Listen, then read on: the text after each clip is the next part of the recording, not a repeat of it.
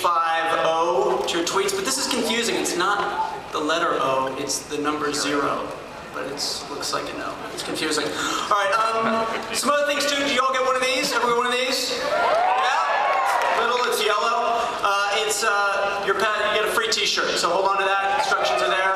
Also, a few of you in the audience are going to get big signed Hawaii 5-0 surfboards signed by the cast and creators. Is there one down there? There may be one down there, I don't know, but hold on at the end, we'll tell you about that. I'll take mine. The whole gang's going to be signing autographs right afterwards from the CBS booth from 12 to 1, so make sure to check that out as well. All right, Hawaii 5-0. You guys know it. Landmark show, 1968. Very landmark for a few reasons. It was shot entirely in Hawaii, pretty much. Unlike a lot of other shows, it was also shot on location, most of it, as opposed to studios and stuff. Had a diverse cast, had a cool catchphrase, and with apologies to Sanford and Son and the A-Team, it had the coolest theme song ever. Suck it, Sanford and Son, suck it! You know what I'm saying? All right, so like some of you maybe, a little nervous when I heard they were redoing it. You know, you love the original, what's gonna happen? I became a lot less nervous when I found out who was gonna be a part of it. People from projects like Star Trek, Fringe, Lost. Yeah, I thought you might like that one. Battlestar Galactica. I thought you might like that one too. Alias. 24. La Femme Nikita. Underworld. Yeah, so good stuff. So that's a pretty good track record.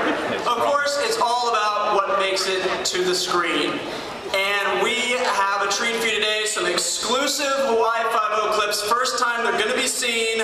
With that said, let's give you your exclusive first look at the new Hawaii 5-0. Check it out. All right, let's bring up some of the guys behind the scenes who brought that to you. Let's start with director Len Wiseman.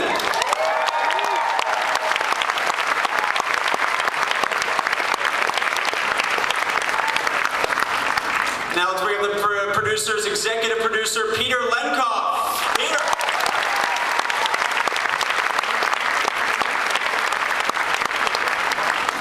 And executive producer Alex Kurtzman is in the house.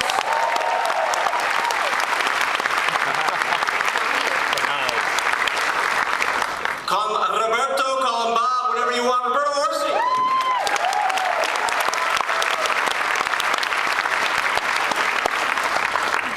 Alright guys, thanks for coming up. We just saw that great sizzle reel. I think we're going to look at another clip right now. Alex, why don't you set up this first clip we're going to be watching? It should be, but I don't hear it. Your mic check? Hello? There we go. Success! Okay, so Hawaii 5-0. Dano and McGarrett, right? That's where we have to start. Unfortunately, when they start, they don't like each other a whole lot. So this is their first meeting.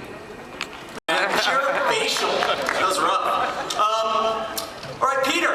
Let's keep meeting the rest of the cast of this video. Tell us about this next clip we're gonna see involving Chin-Ho. Chin-Ho Kelly. We found an actor we think everybody's gonna really like. He's a new guy, new to the television world. We're really fond of him. When you meet Chin-Ho Kelly was a police officer with the Honolulu PD. He was with the Honolulu PD about 15 years. But when we meet him, he's actually working as a security guard. Basically busting people, anybody stealing stuff from the gift shop. You find out that Chin-Ho Kelly had lost his badge in a police corruption scandal. So we're going to meet him when he's really down on his luck,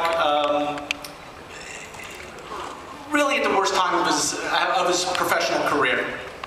Those murderers, Damon and Carlton, may have killed him on Lost, but he is alive and in the flesh today. Ladies and gentlemen, Daniel Dae Kim.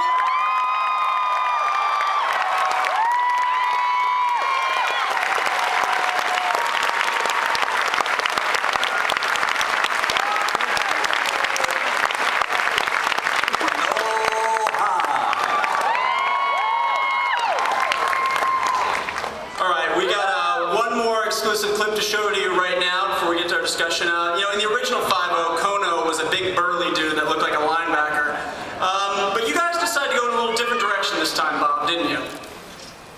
wanted to continue the tradition that it doesn't matter what you look like, that it's what's inside that counts.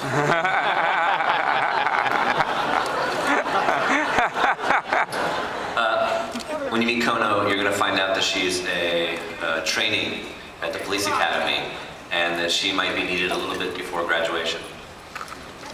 Check it out.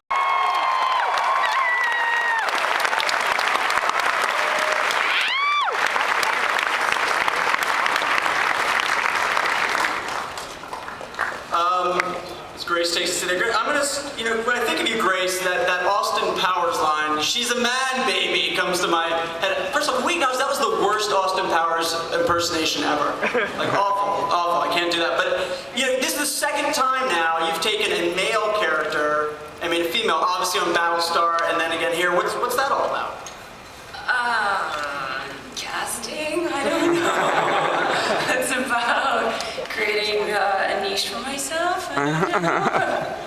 No, I just think I'm guessing it's because there used to be a lot of, I think we got used to watching a lot of men on television growing up most of the time, and I don't think I really even realized that until I heard other actresses say, like, well, you're either the mom or the girlfriend or the prostitute. Really? And times have obviously changed. And so when you remake a show, sometimes it's exciting to change one of the male characters to women, or maybe women to men later. Bob, I'll start with you. You and Alex are definitely known for your work on more sort of sci-fi, mythology-based products, Star Trek, Fringe, Alias, Cowboys and Aliens.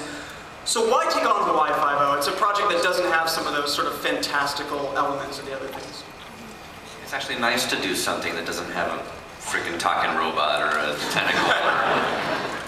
It's great to not hide behind some gimmick. Now, we love the idea of actually being able to delve into characters and doing it in a police show, which sometimes are not always known for having deep characters or having characters that have an emotional memory. The idea of having our characters go through experiences that then affect how they go through the rest of the season or through the rest of the show, I think it's because we've been doing everything else that the idea of doing something really grounded but really fun appealed to us.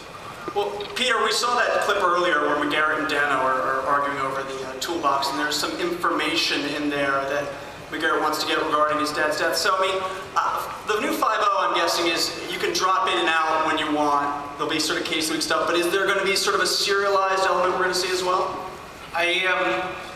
I think the value of watching this show week to week is you'll see there's going to be a mystery that's going to be unraveled. For the most part, it's a procedural drama. It's a closed-ended show. We'll have these great case stories every week.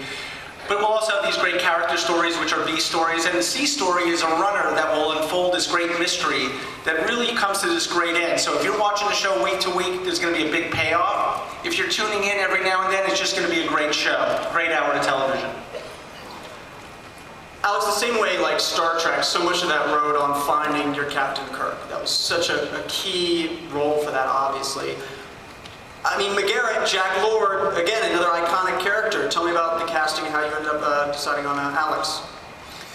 Well, I think that the thing that we would always hear about McGarrett is that he was the guy who always got his man, and that he was the most focused of the group, and that's a very tough pair of shoes to step into because Jack Lord was so iconic. So what you need to do is is to find an actor who can embody the spirit of what he represented, but also bring something new to the table and put his own spin on the character, so you don't feel like he's sitting there doing a Jack Lord impression. And that's very much a challenge that we faced on.